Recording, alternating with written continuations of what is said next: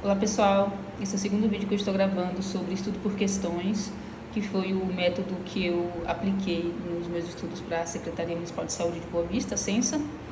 E hoje eu pretendo demonstrar para vocês um pouco do que eu fiz, né? Eu dividi aqui o edital em algumas partes, em algumas disciplinas que eu acredito que exigem algumas formas diferenciadas de se estudar, de se organizar os cadernos para ser mais eficiente, e foi algumas coisas que eu aprendi durante a minha jornada de estudos para a Censa, porque o meu objetivo não é demonstrar um método perfeito, infalível, nem nada, mas demonstrar que às vezes durante a sua jornada de estudos você vai precisar fazer alguns ajustes para que o seu estudo seja mais eficiente, que ele seja mais positivo. Você não precisa se prender no que você está fazendo se você sentir que aquilo não está funcionando. Às vezes você vai precisar dar um ajuste na rota mesmo para tornar mais eficiente e você alcançar o seu objetivo. Bom, o primeiro passo, né, a gente tem que partir de onde? Do conteúdo programático do edital. Estamos aqui na tela o conteúdo programático. Resumidamente, o que está de verde eu já havia visto, o que está em amarelo eu tinha alguma noção e o que está em vermelho eu desconhecia.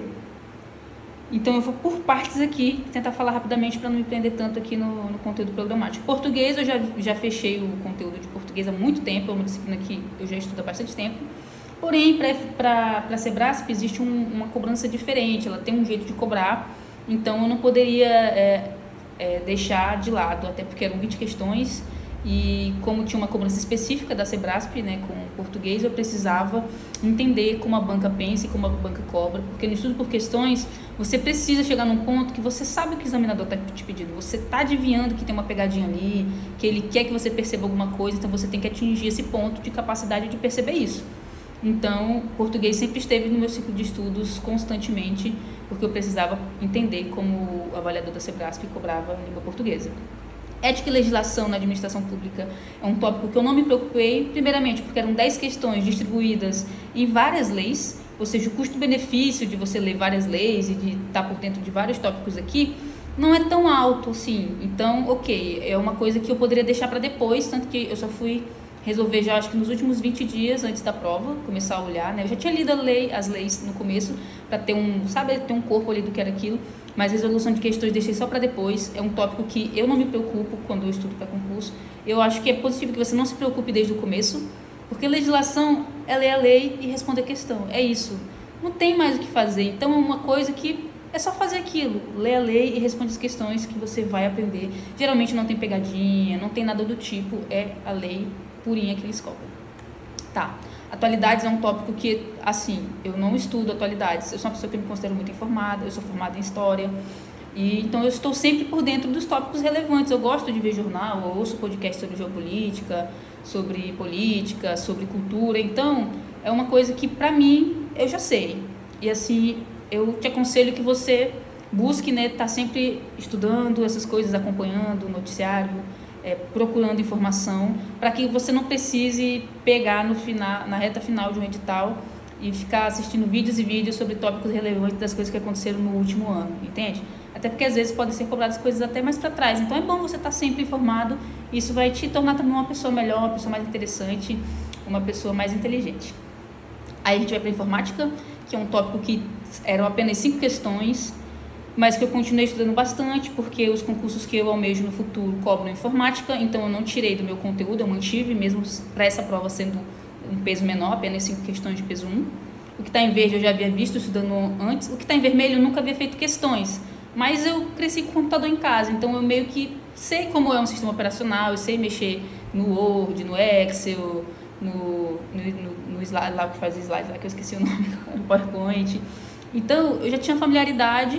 Eu não tinha prática de questões, principalmente no pacote Office, né? Porque quando você está estudando questões de pacote Office, são muitas questões que você tem que saber o caminho de executar uma ação específica naquele programa. E é muito chato, porque aí você tem que decorar. Porque você pode muito bem saber usar o programa, mas dizer o passo a passo da função é outra coisa, né? Então, na questão, cobra isso.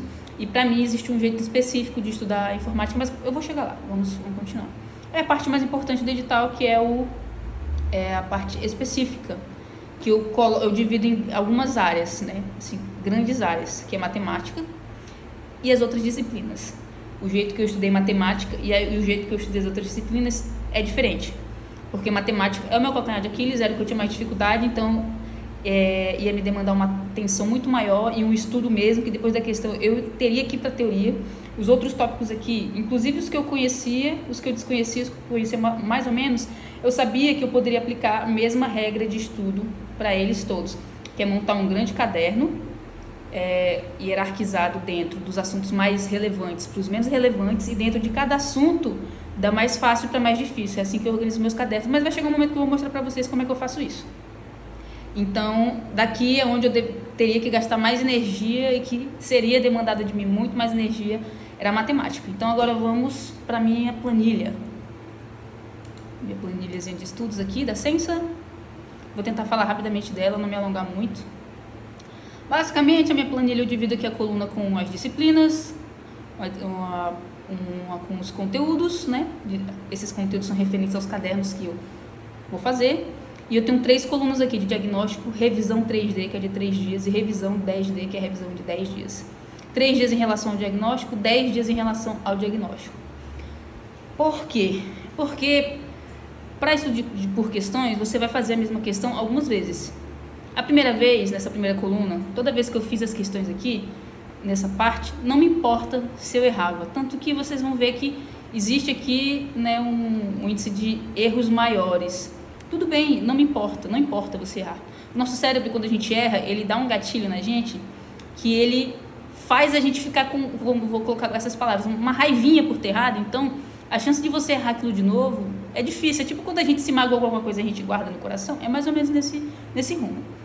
Então, essa primeira coluna aqui é de diagnóstico. Eu faço os meus cadernos, respondo tudo. O que eu errei, eu crio um caderno depois, que é um caderno de erros, que eu extraio no TEC só as questões erradas do caderno. E aí, com 3 dias, eu faço todas as questões erradas. Depois que eu fiz as questões erradas, 10 dias depois do diagnóstico, eu refaço todas as mesmas questões novamente no caderno.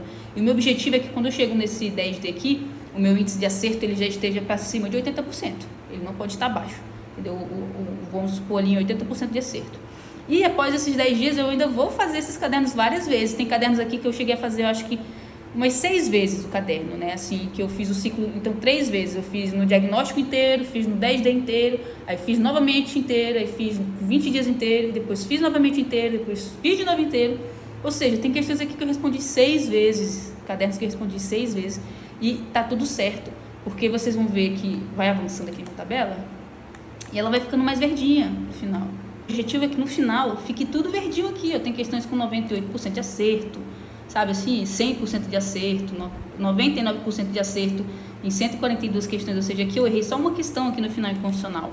Ou seja, esse é o objetivo, que ao avançar, eu acerte o máximo possível. E aqui no final tem os meus simulados, né, que foram simulados, e todos eles estão com acima de 80% de acerto, que é o objetivo, você chegar nos simulados com tudo. E a minha prova, tá aqui, eu acho que eu tenho os dados da prova aqui só para dar o comparativo. Cadê? Na prova eu fiz 88,75 de acertos. Aliás, não na pontuação, eu fiz 88,75 da pontuação. Eu fiz 90% dos acertos, né? Eu acertei, só errei 6 questões de 60, ou seja, eu errei só 10% da prova. Ok, mas vamos lá. E aí eu dividi as questões. Aí teve o total de questões que eu fiz, né? Eu fiz mais de 10 mil questões, 10.261. Do dia que eu comecei a estudar, dia 15 de agosto, até o dia da prova, que foi 2 de novembro, dá 80 dias, eu acho, de janela. Eu acho que são 80 dias, uns 80 dias, isso. E aí, a média de questões por dia, nessa janela, é 128 questões por dia. Porém, eu estudei só 62 dias, houve 18 dias em que eu não pude estudar, né? Por diversos motivos. E aí essa minha média vai para 165 questões por dia. Mas eu já vi que teve um dia que eu respondi mais de 600 questões. Mas também teve dias que eu respondi uma questão, né?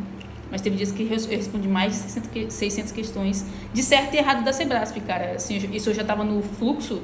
Então você responde muito rápido quando você já está em revisão daquelas questões. E para mim isso é muito importante.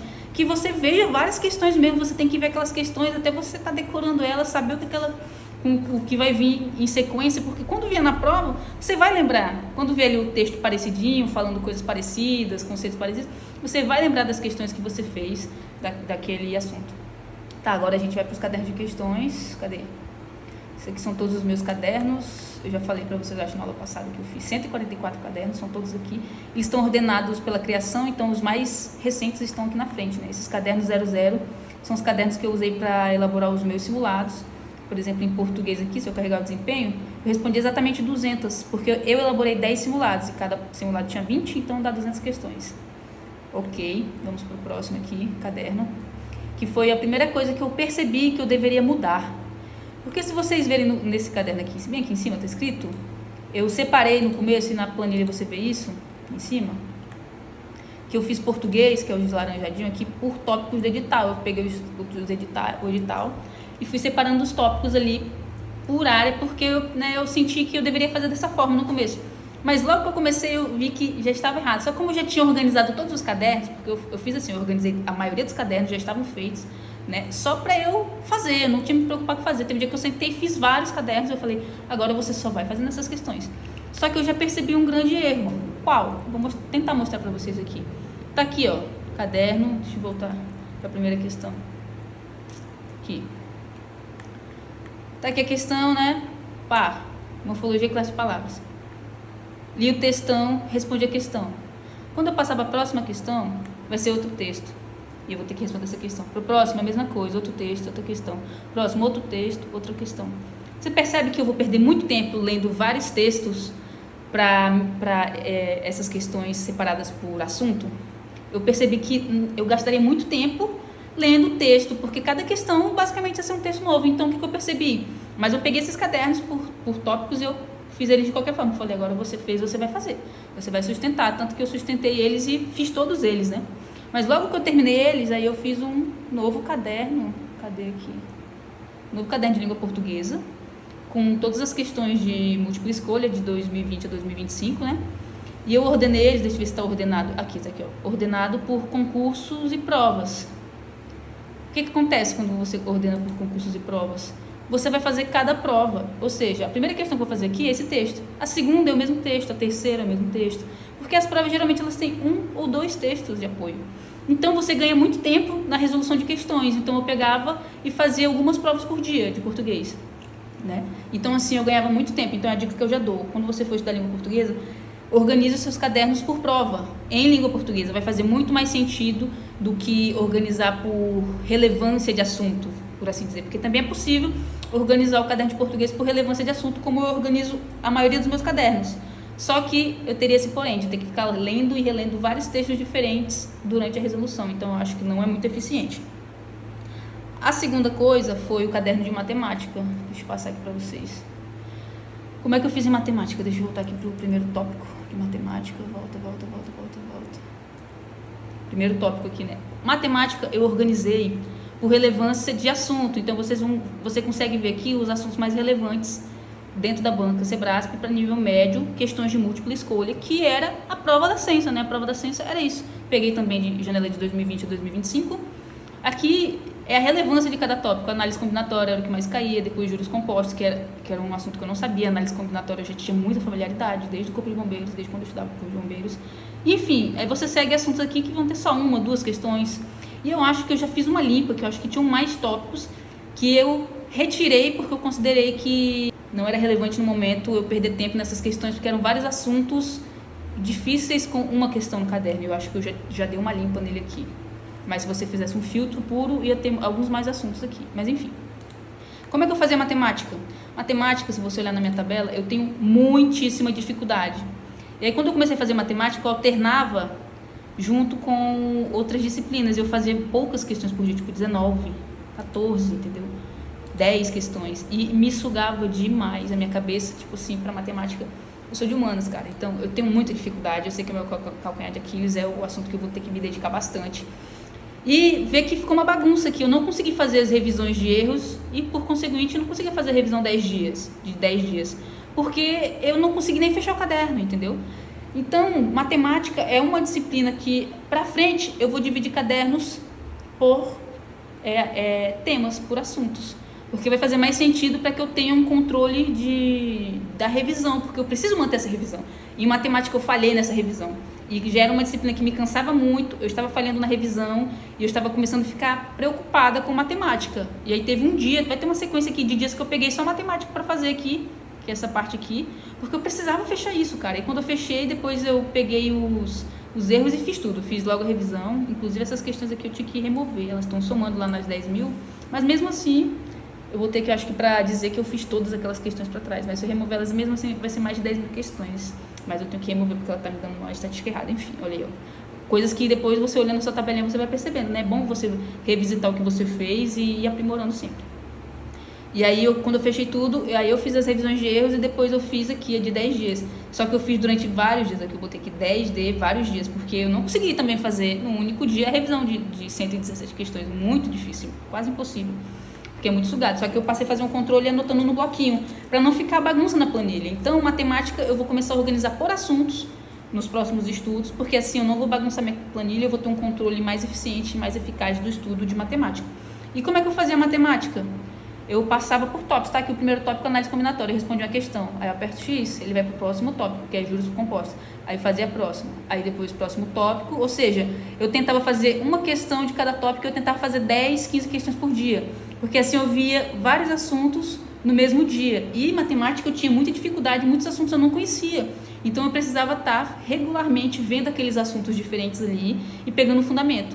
E eu só fazia 616 questões, eu fiz elas algumas vezes, acho que eu cheguei a fazer 3 vezes todas elas, porque eu precisava do fundamento, eu não queria variar disciplina, variar questão, porque eu precisava do fundamento para a prova. Em específico, na ciência eu errei 3 questões, 2 eram de matemática, ou seja, realmente era o meu ponto fraco, foi onde eu falhei em organizar os meus estudos, era onde eu tinha mais dificuldade e é onde eu vou ter que concentrar mais energia nos próximos estudos, nos próximos concursos que eu quiser encarar e que tem matemática.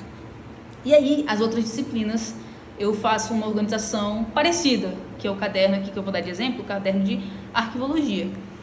Qual é a minha organização nas outras disciplinas?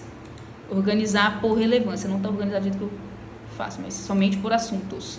E ordenar questões por dificuldade. Por quê? Eu vou começar a responder. A maioria das disciplinas, como essas aqui, você tem que responder, para mim pelo menos eu penso assim, você responde esses cadernos até você decorar o que esses cadernos estão pedindo, até você decorar as questões. Eu não faço anotação, eu não anoto conceito, a minha teoria eu busco nos comentários dos colegas, eu busco nos comentários dos professores, ou então eu busco na internet rapidamente, mas eu não perco tempo anotando ou fazendo um material para mim, porque eu acho esse tempo muito precioso para eu perder fazendo isso, entendeu? Então eu prefiro ver o que está aqui, o que os colegas falam, o que os professores falam, porque é um material muito relevante que os colegas colocam, não todos, né? Você tem que saber ali, ver os comentários que são mais bem avaliados e ver como a pessoa coloca ali, que realmente aquilo ali já é a tua revisão, cara. Pra mim, assim, a maioria das disciplinas, como arquivologia, já é a tua revisão, o comentário dos colegas, o comentário dos professores.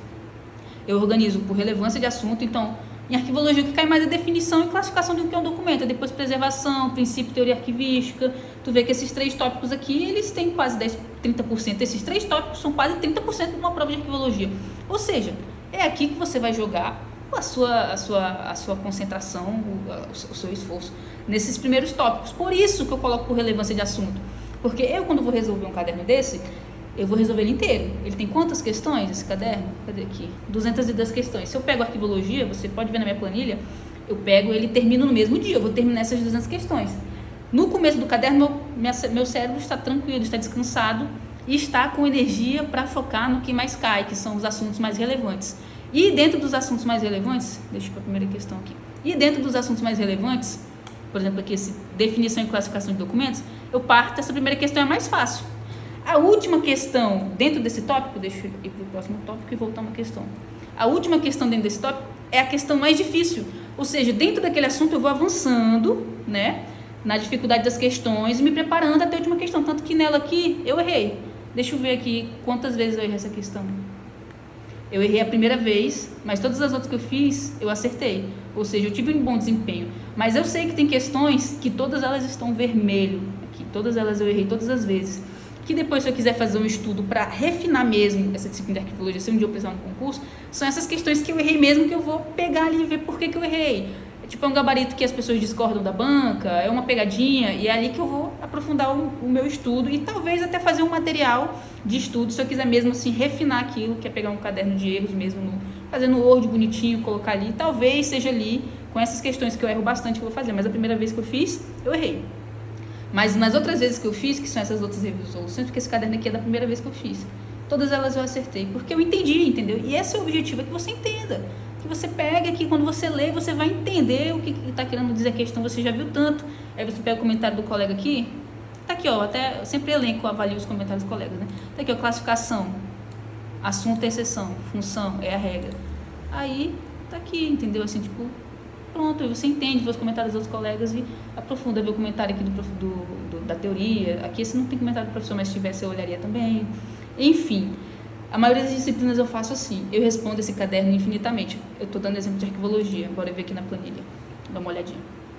Arquivologia no começo, eu fiz as questões dos PDFs do Estratégia, porque eu já tinha visto algum pouco do assunto, mas eu estava meio insegura, né? Eu queria ver ali e tal, as questões com os comentários do professor mesmo, só que logo que eu percebi que tinham muitas questões muito aprofundadas, entendeu? Assim, porque os PDFs, eles são materiais muito completos até demais, porque eles servem para qualquer concurso, desde um concurso de prefeitura, como a Censa, até um concurso do TCU que cobre arquivologia, no caso aqui.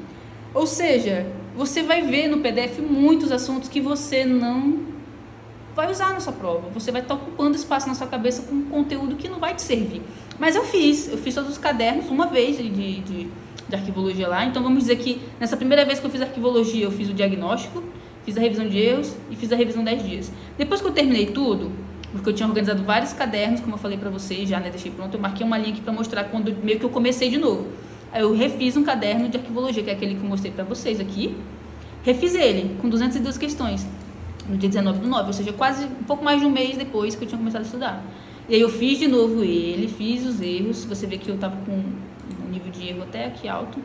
Depois fiz novamente, já aumentei, melhorei bastante. E depois, essa aqui é a chamada 10D, eu fiz de novo, cadê aqui arquivologia?